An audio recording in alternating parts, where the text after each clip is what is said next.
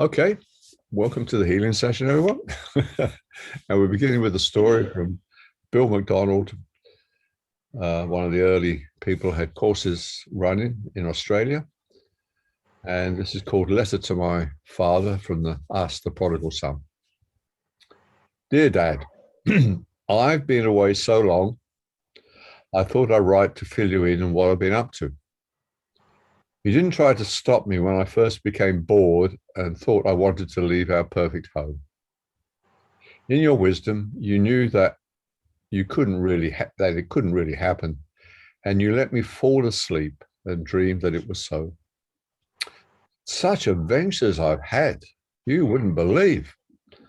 I have to say that maybe I didn't use the unlimited creative powers you gave me wisely and ran a little wild.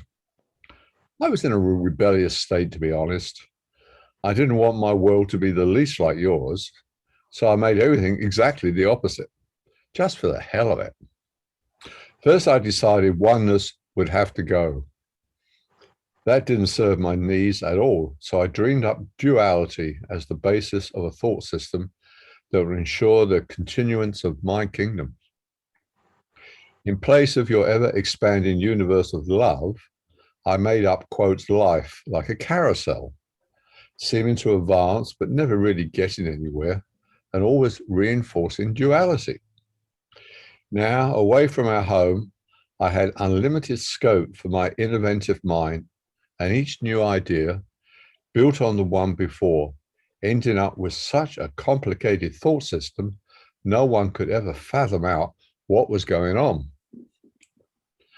I wanted my world to be different, so I dreamed up form with a multitude of individual bodies with different sexes, colors, and shapes, and provided built-in obsolescence to everything here. It was one of my best ideas, as nothing here lasts forever. I could deny your existence as a loving God. Constant change was the order of the day. I set it up so that the only way anyone could exist was to kill in some form or other, living off someone else or being killed themselves. As a result, it meant everyone here has to live here in a state of fear, knowing that something or someone will get you eventually. No matter how hard you try to avoid it, aging and death is inevitable. It doesn't make as much sense now as it used to, as I'm not quite as insane anymore. But it sure seemed like a good idea at the time. I know you wouldn't have any idea what I mean, but I thought up my own, quotes, trinity of sin, guilt, and fear. Give me the opportunity of categorizing people to suit my needs. The end result was always pain. Pain. Did I tell you about that one? I found when I experienced pain, I could not experience you, which suited my delinquent mind perfectly. Sex was another, quote, good idea, because with it, I could seem to join and yet remain separate. I could even imitate your creative power by creating other separate bodies. It kept my mind occupied for quite a while, let me tell you. I thought pleasure and pain were different, never realizing they were opposite sides of the same coin. Sickness was also a, quote, brilliant idea, as it gave me a feeling of isolation and separation from my brothers and, of course, you. The powerful mind you gave me enabled me to deny it was all my own idea. And in this amnesic state, I could blame someone else for my lack of peace and condemn you for setting up this horrible world in the first place. Throughout the dream, I've been searching for some new experience, never realizing all I ever wanted was to return home again. I've done everything and been everywhere many times over. In my mind, I experienced every possible alternative. I've been a murderer and a saint, a king and a pauper. I've been male and female. I've lived in every kind of body all over the world and in every universe. I played the role of victimizer and victim and switched from one to the other frequently. I've been beautiful and healthy, crippled and diseased. I've died as an infant and lived to be very, very old. I have been generous and kind. I've been hungry and I've been greedy and uncaring. Not that I didn't have fun playing all these dramatic roles, rebelling against you in every possible way. If they ever hand out Academy Awards for our performances here, I will at least be nominated in all categories.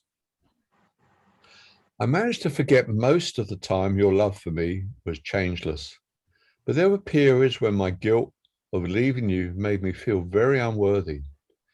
And I had this crazy fear it would only be a matter of time before you would catch up with me. I tried to totally fill my mind up with unlimited distractions to avoid thinking about you and your love. You remember how I wanted to be special? Well, let me tell you, in my dream, I achieved just that. I knew somehow you would never treat me as special, as you can only love every one of your sons equally. So an idea came to me. I could find someone else who would. I thought this would solve all my problems, and I would never need to think about my guilt again. How wrong I was. I soon found out special love is constantly changing, and it isn't love at all. After a while, the shine goes off everything. I realize now my attachment to those special people and things represented my guilt as the purpose of the relationship was to cover it up. By listening to your voice in my mind, I'm slowly learning how to change my special relationships to holy ones. I know that I must love my brothers as you love me, or I have no chance of ever knowing you. I thought I made a real mess of things, and you would never forgive me. But deep down, I think I always knew that regardless of what state my mind is in, or whatever I think I've ever done, and no matter how wretched I thought I was or am now, you remain oblivious to all these experiences I'm talking about. You know nothing at all of this nonsense and have never changed your mind about me, nor would you ever do so.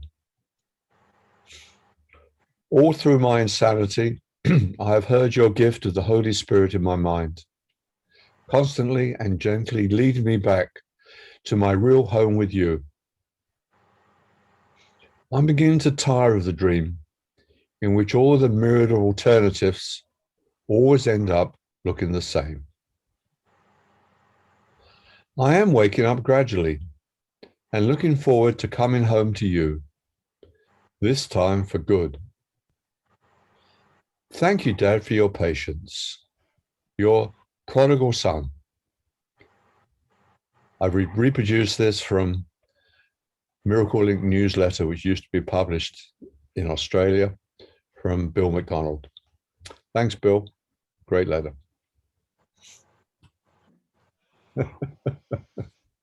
What do you think of that? That was amazing. Didn't that just wrap everything up and really Oh, you to see it all? Are you going to pop that up on the site? as I was reading that, I thought, I'm going to put that up on the Mighty Networks. I'll have it as the audio and I'll have it as the text so you can listen or read it. I thought, this is too good. This needs to be out there. Yes. I think Bill is still alive. He's in his 90s. His wife died. I think he's in a rather good home, thank goodness. He had the money for it. He was well off, that guy. And some of the nursing homes are horrors we read about. But I'll get in touch with him and tell him what I'm doing as well. Anyone else?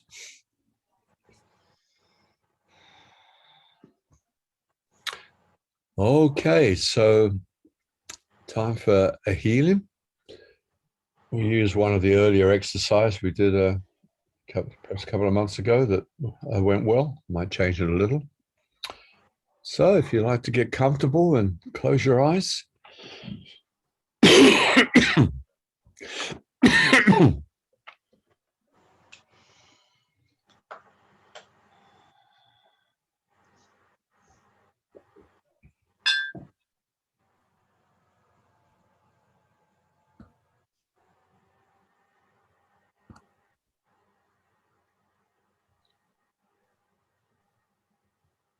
Okay, we start by taking a few deep breaths.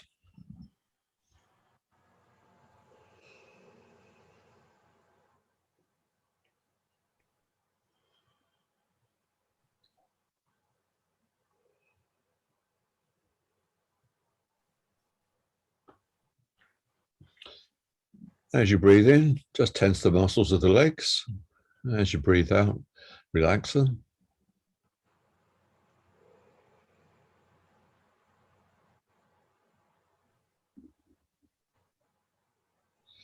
And with the next in-breath, tense the muscles of the stomach. Relax as you breathe out.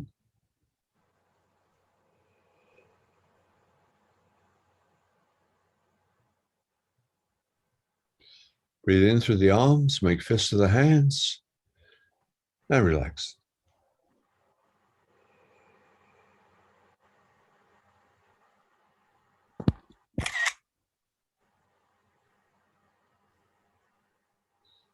Breathe in and squeeze the shoulder blades together.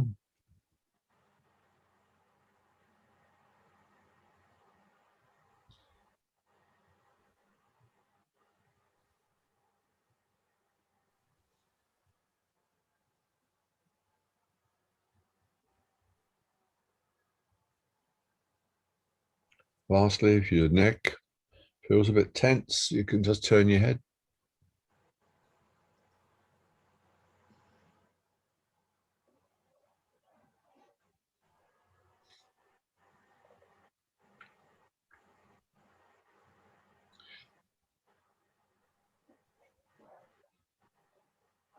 With us all now is that presence of peace, healing, love.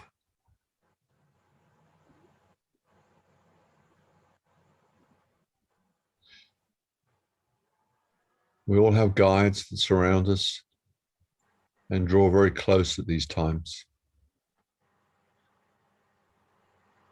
Always seeking a way to help us and heal us. But they never go against our free will.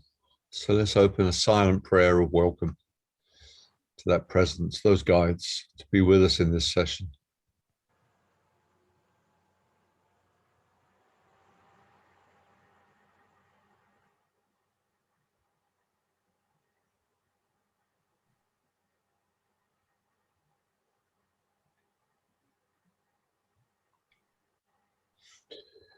You can imagine it, if you wish, as a light shining down upon you, or a hand you hold, like a warm blanket encircling you.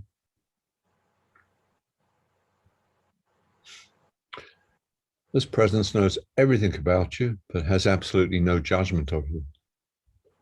It sees you as the eternal, formless spirit, the Christ that God created, and everything else is a dream, a nightmare. It has no effect. You've never sinned, and you cannot sin. Only in dreams.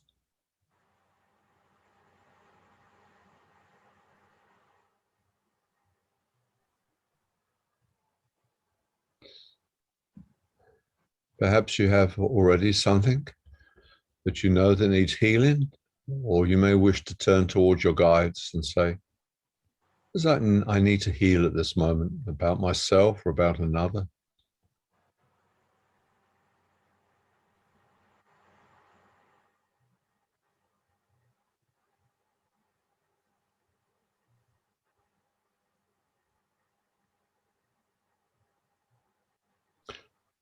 And bring it to mind, make it real. Perhaps a pain in the body you focus on now, a relationship problem, negative feeling about yourself, something you don't like about yourself. Make it real. Remember the conversations you perhaps have with another person, or this thought you have about yourself that's negative. Make it real. Feel the emotions. Anger, hatred are fine. Sadness is fine. Everything is fine.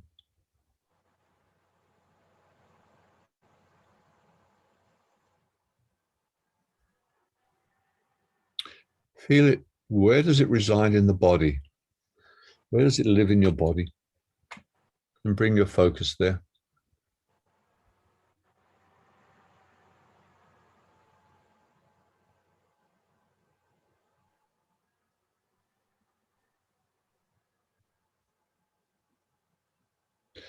If you can, put an accepting hand over that part of the body.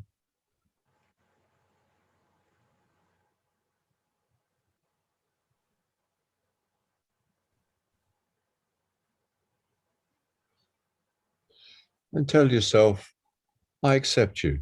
You do not have to change or go away. I accept you.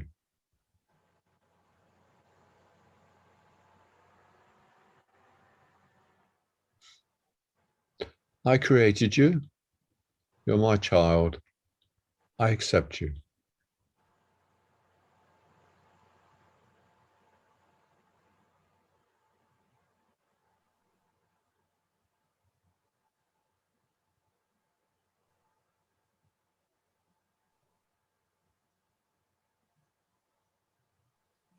And as you place your hand there, your guides also place their hands there too. And they hold you in love and acceptance.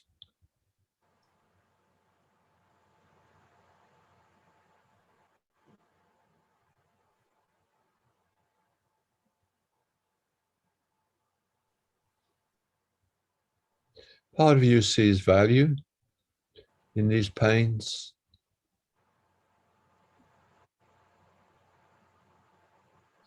Otherwise, you wouldn't have created it. You may not know how it serves you, but you've made it. So now you can tell it, I made you and I accept you.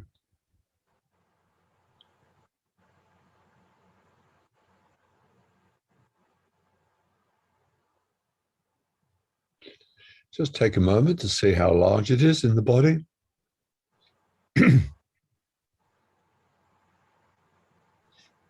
What shape it is.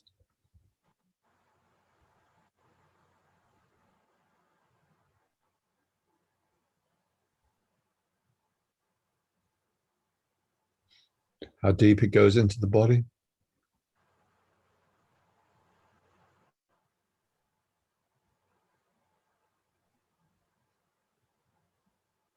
Does it have a color?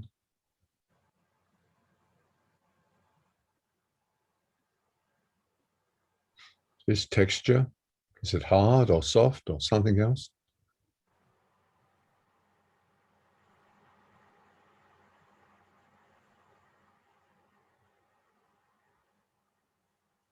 Does it feel any hotter or colder than the rest of the body?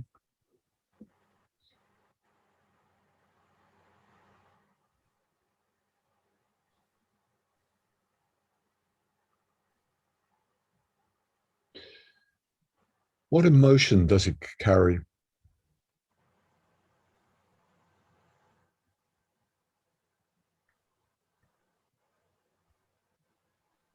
Whatever the emotion, accept it. Any emotion is fine.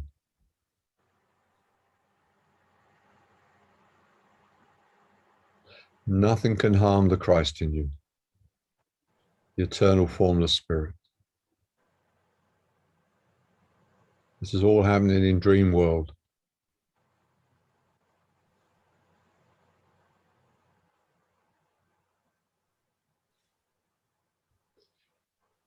Let's give it a voice now. It's intelligent. It knows why you created it. If you can, picture it as a small child, rather distressed, perhaps a little angry at you because you tend to reject it or hate it. Allow this child to speak to you now. Ask it, why have I created you? How do you serve me? Why am I keeping you?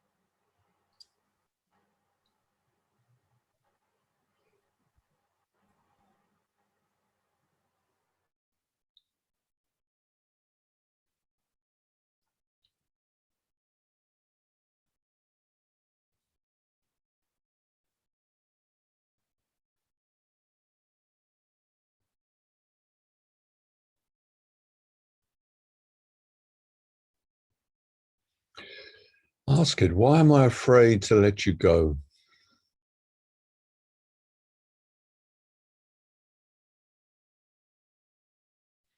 If you can, approach the child and pick it up, but continue listening.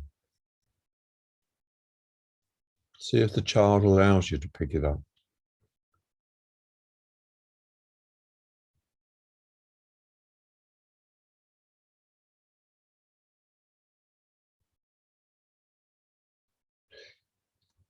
If I did let you go, how would my life change?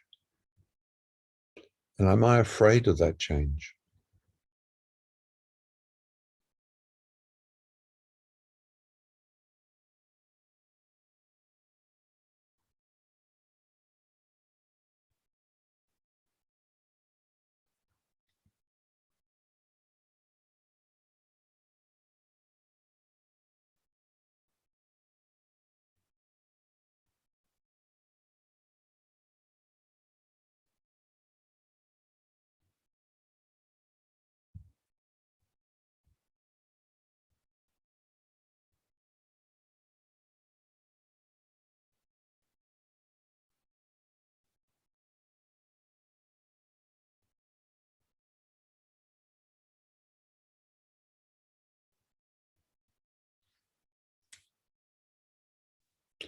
Ask the child, is it time to be free now? Is it time to let you go off with the angels?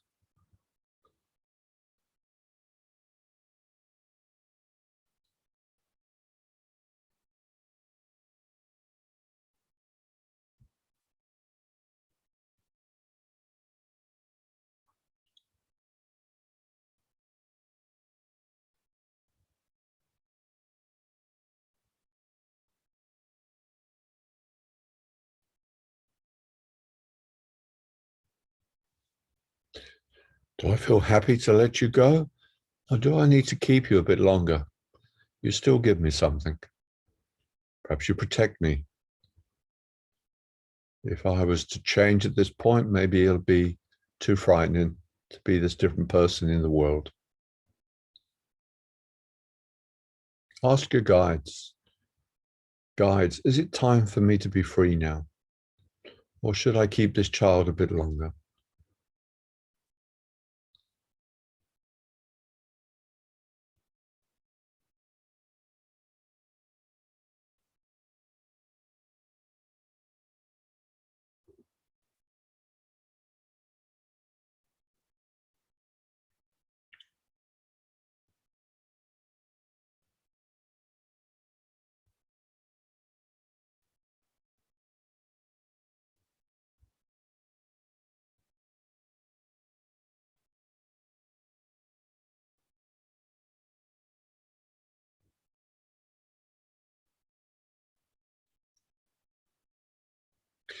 If you feel it's time to be free, to let this pain go, to release this child, call upon your guides to stand in front of you. You might picture them as angels, beings, their arms extended. And this child happily leaves you and goes into their arms.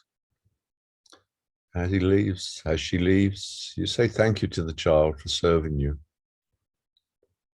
And you wish it happiness as it goes off to play with the guides.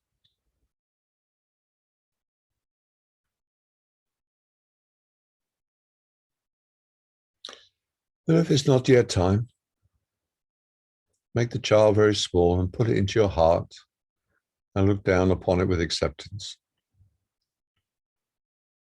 Either decision is fine. There's no right or wrong decision.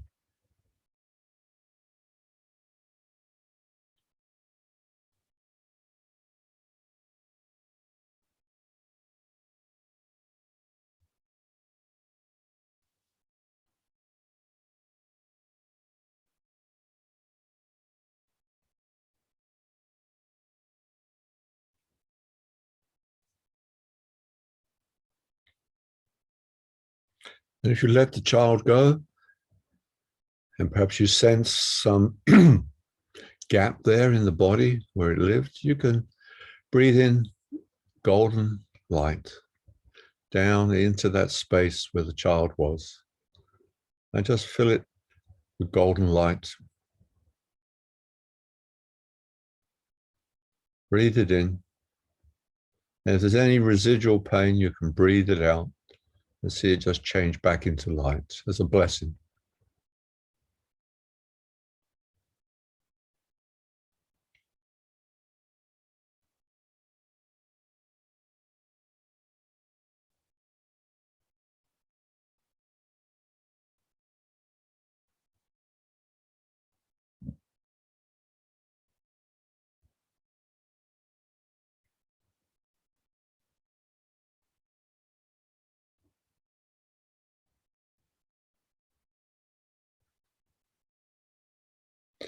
Breathe in that light, feel its peace, feel its love, and feel yourself filling with that golden light throughout your whole body now.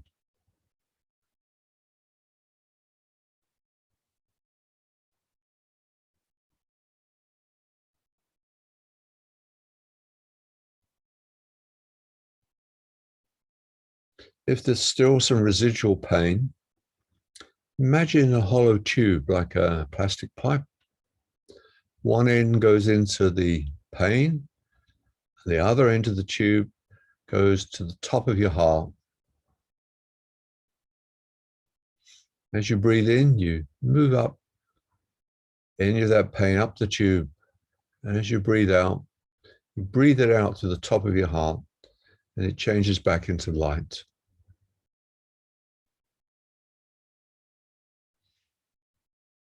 Breathe up some pain and breathe it out as light.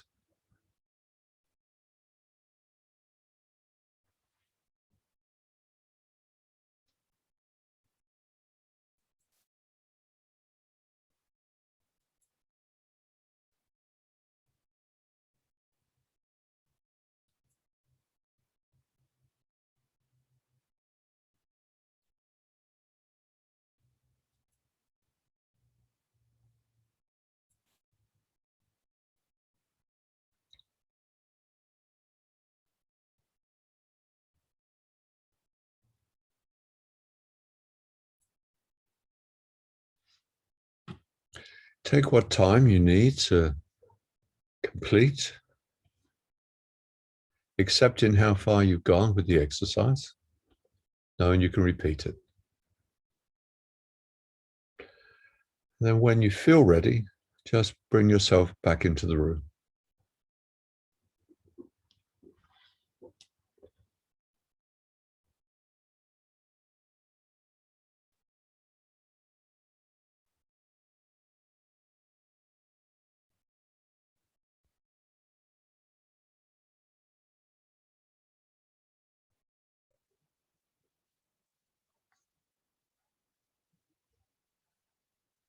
I can't hear anything. You're muted. I muted too because I was in the Yeah. room. I always forget it when I come out. Great. Anyone want to share anything with the group or not about that exercise? I'll just say that I think the main thing for me is not trying to get rid of parts anymore. Not trying to get rid of the ego or seeing it as an enemy, but allowing everything to be there and to be a part of you, but not against you. Just letting go of the conflict and allowing everything to be there, but in a different way. Yeah. What I do from time to time with something comes up, which is a bit of a shock, and I feel it in the body, is just wander off to the bedroom and lie on the bed and put a hand over there and do something similar to this exercise, a more shortened version, but it's acceptance of it. And when we describe its shape, color, there's no magic in that, but it forces you to accept it, doesn't it? You can't describe it and not accept it. So that's just a trick to get you to accept and love it. Because normally when a pain comes up, the impulse of the ego is just to deny and run away from it, the opposite of love. And then just sort of give it over. Once I've accepted it, to say, just show me to be at peace around this. And then sort of magically within a couple of hours, I realized I haven't got it. I'm not quite sure when it went, but I've had the guides come in, I've felt it, I've accepted it, and then asked for it to be at peace and get on with your life. Don't expect it to be healed instantly, though it might be. Yes, the power of acceptance. Anyone else? Do you remember in the one of the workbook lessons? I think it's the one that says sickness is a defense against the truth. Oh, yeah. And it says something like, I actually don't know whether it says it in the workbook or it was the Tina Spalding commentary, Jesus's commentary on that lesson, but it was something like sickness, you can get sick because that seems to you to be the only way you can get something. So do you remember that story that you've told before about, I don't know whether you were going to give a workshop or there was something happening and you felt like you were getting a cold and you said, was it you or was it Yes, Kenneth that said that then you went and thought about it and it was that you really didn't want, you just were you were tired and were you getting a sore throat and you said that maybe you didn't really want to do so. That's right. I came up with 2 lists. The advantages of having the cold, and I was very busy at the time, and I could have some time off in bed. That's right. I could catch up with those books. My friends could come and visit me. And that list was glowing. I thought, I like this. I like the sound. And the other side was, but I was going to meet some people today and tomorrow that I wanted to be with.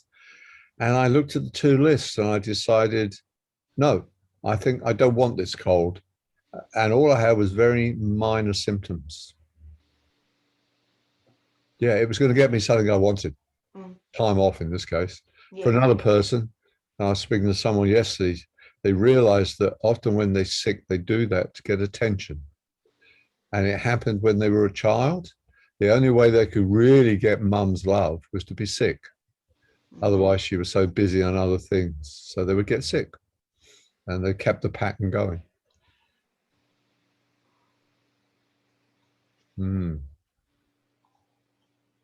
Anyone else?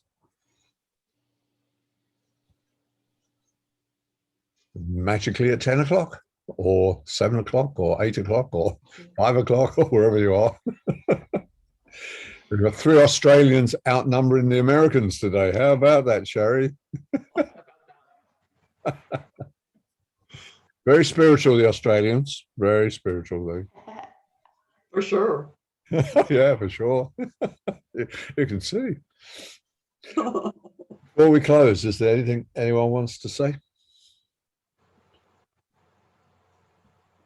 Just thank you so much. Also, that thing that you're going to put up. What was this person's name? Just so Bill McDonald. Bill McDonald. He used to have a newsletter. I think it was too early for websites. It was in the 80s. But I think he did go on a website in the end. And he posted his articles. He was a very good writer. I'm assuming he's still alive. He was a year ago. He was in the home. He was a great, as you can see, he was a great writer. He had some lovely articles. And I'll write to him and tell him what I'm doing because he knows I reproduce his stuff occasionally. But no, it'll be up on all the mining networks, text and audio. If you want to come back and review it, it's a great one. Summary of the Course in Miracles. Yes. With a happy ending. I should have my calendar in front of me, but we've got the workshop next Sunday, haven't we? Sunday, Saturday. Okay. We're doing surrender, aren't we? I'll put a notice out soon asking people. And you've probably seen, just to, mainly for my sake, I'll wait for all the answers by sort of Saturday morning Australian time. If we don't have enough, I'll just say, well, this one's running and this one's not. And the door closes now. Otherwise, I have to sort of block out my Sunday waiting for no one. So far, they've all been going. And there'll be a video, of course. So that's coming up. Any other announcements or sharings before we finish? Great to see you all again, ladies. Thank you, Michael. Thanks, Sherry. And I hope to see some of you next weekend, eh? Okay. As we carry on with our path of surrender. Wow. Okay. Bye for now, everyone. Okay. Bye. See Bye, you. Sherry. Bye, Bye. Judith.